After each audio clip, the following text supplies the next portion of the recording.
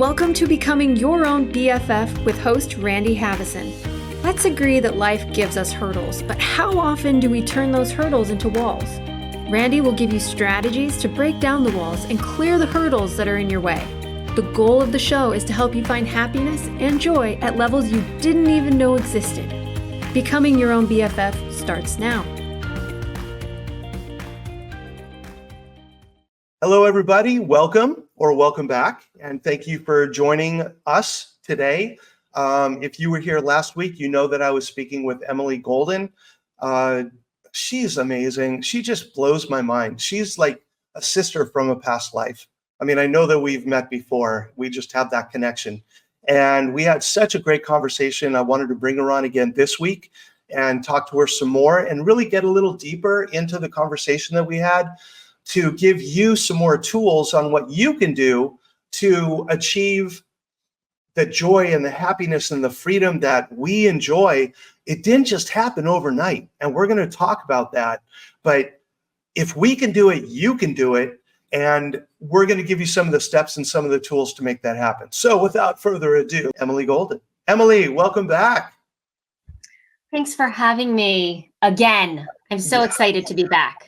I know, and I am really looking forward to this part of our conversation too, because what I hear a lot, and I'm sure you do too, people like, oh, it's so easy for you. These things just come so easy. All these good things just happen to you. I'm like, you think this is just, I woke up one day and all of a sudden the universe just gifted me with all these things?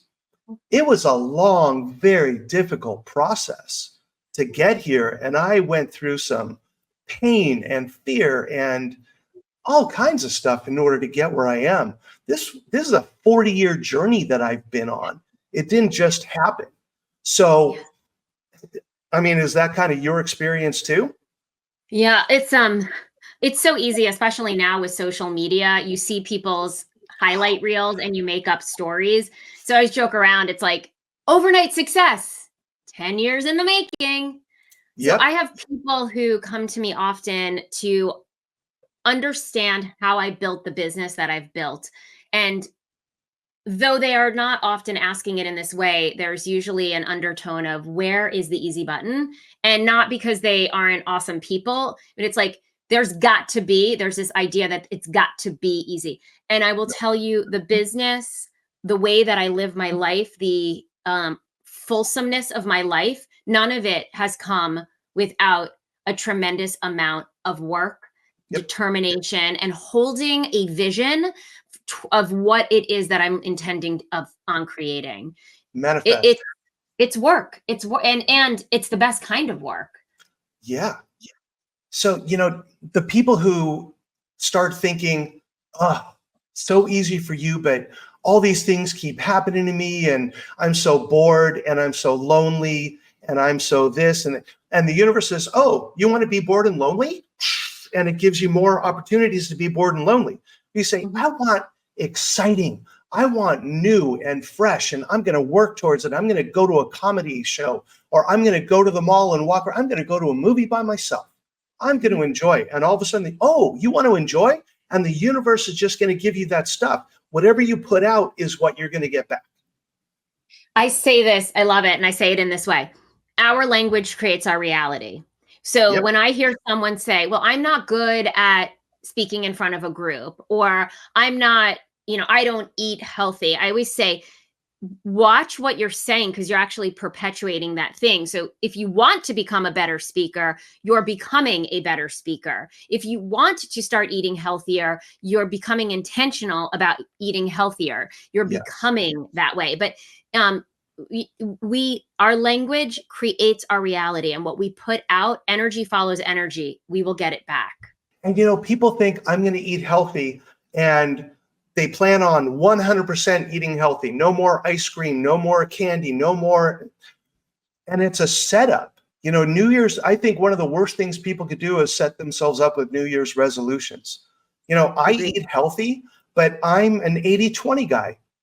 Yeah. I eat healthy 80% of the time, but I'll have a scoop of ice cream every now and then, or I'll go to the movie and have some popcorn. Absolutely. Same. I decided a long time ago that the all or nothing way of living with anything was not for me.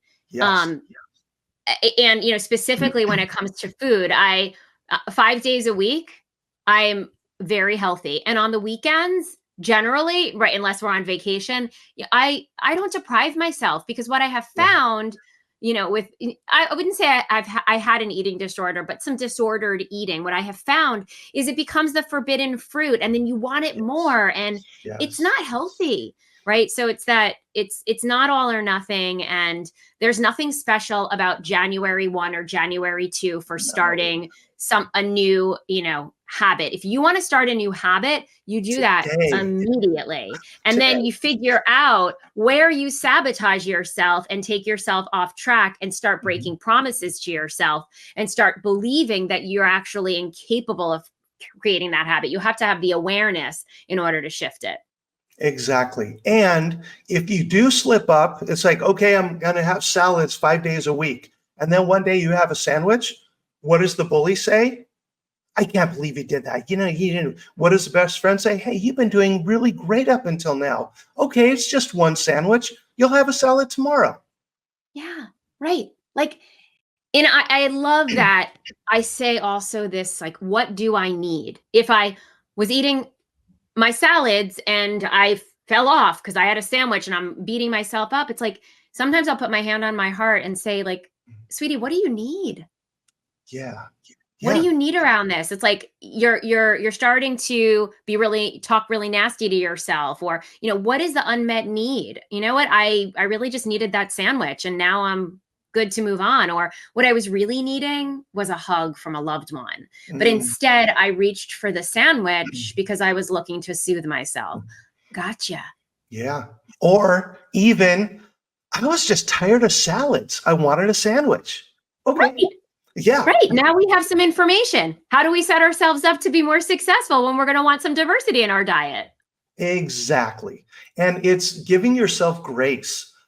I just went through this huge move and transition from Orlando, sold my dream house, moved here, back to San Diego, but a lot of my friends aren't around anymore and I'm starting fresh and new. I allowed myself to be in transition and feel sad when I needed to feel sad, and scared when I was scared. And just whatever the feelings were, it was like going down a river, just allowing not, oh, you shouldn't be scared. You're in the place you wanted to be. No, I was feeling scared. I was sad. I was grieving. Or not making meaning of the fear, the feeling sad and scared. It's like, oh wait, I don't have to fix anything. This is quite normal. I am in transition. I'm going to feel feelings. I think a lot of times culturally, and I'm talking to a lot of parents out there, right? We rush to try to fix it. We want to fix it for ourselves and Yes. fix it for our kids. The truth is that emotions are like beach balls. So if we try to hold it underwater, eventually, what happens with a beach ball, it pops out sideways. Mhm. So the feelings, they need to be experienced, and there's a beginning, middle, and an end. They don't last forever. It's Nope. not going to swallow you whole, but like honor it. Yeah. I'm far from home. I'm in transition. This is new. I'm a little scared, Yeah. or I'm a lot scared. Hmm. And to let go of the idea of perfection. You Mhm. know, I I believe that if perfection is our goal, we lose our humanity. Part of the human experience is making mistakes and learning and growing, and there's no perfection. I used to live in this neighborhood, and the people across the street were like, it had to be perfect. I mean, everything was structured and perfect. And I gave them a copy of my book, and I knew that they read it, and she did not like what it was. No, it does not fit my perception. That desire for perfection, because I've now spent quite a bit of time studying as a recovering perfectionist from a long line of perfectionists. My father being every year, his New Year's resolution was just to be more perfect. Oh, I get that it is a survival mechanism born deeply of fear, and it's a yes, control mechanism. It's a yes. need to control my environment so Mhm. that I know that I am safe. So the need beneath it is I don't feel safe. I feel unsafe. I need to feel safe. Yes. So how do you go about supporting yourself to feel safe without having to control the heck out of your Yes. environment and the Mhm. people in it? And there's no way to do that on your own. It takes help.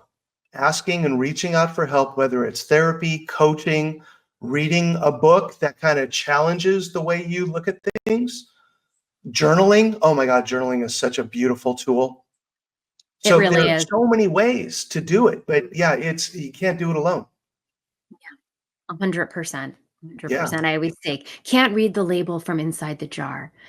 This is, I didn't make that up. I heard that from another coach and That's I awesome. adopted it. It's so brilliant, right? Oh, I'm It's like, stealing that too.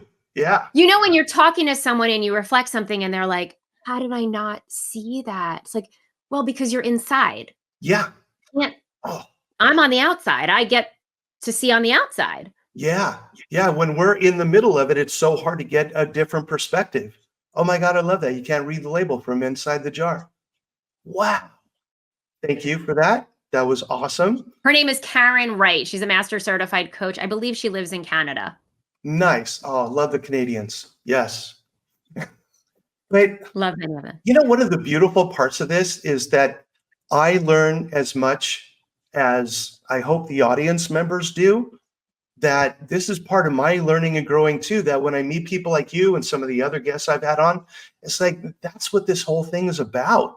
And how can we do this together? We all have so much to learn from each other. And I often find that when people are blocked around that, like, no, I don't, I'm smarter than, or I am, more accomplished than, right? They're cheating themselves out of so much Mhm. breadth and depth in their life. Yeah. There is something to learn from everyone. I say all the time, my children have been my greatest teacher. Yes. Yep. Mine. Yep. And Right there with you. right? It's like all of it, talk about working through my issues around perfection. I have two children who have Tourette syndrome, and Tourette syndrome is not an invisible disability. No, not at all. Yeah. And reckoning with, your own fears of enoughness, like I'm not enough, the fear of that is one thing. But when you are reckoning with, what if my child is viewed as not enough? It's gut wrenching. Yeah. Yep. And so I have had to, and I say, like, thank you, God, because you have brought to me my learning over and over and over again. Hmm. Perfectly imperfect. That's the key. Exactly. And the learning that goes along with that, we learn new levels of patience and tolerance and different facets of love Mhm. and all the things that go along with that. And one of my theories, and definitely borrowed, is that we're here to learn things in this lifetime. And we choose what's going to. So something happened with your kids that they wanted to learn how to do this. So, as my daughter and your kids are doing their young adult thing and all that, it's allowing them to have their journey and not getting in the way, supporting without intervening when not necessary. It's theirs. And Yeah, this is it's there. mine. Their journey is their journey. I am there to love them unconditionally, to support them, and in the beginning to keep them safe, right? Yes. And my journey is my very own. Whenever one of my parents would start to kind of come into my lane or onto my yoga mat, I remember that feeling of, oh no, no, no, no, this is mine, right? Mhm, And that's also useful leadership advice as well. Like, what mhm. is yours, stay on your yoga mat. Yeah.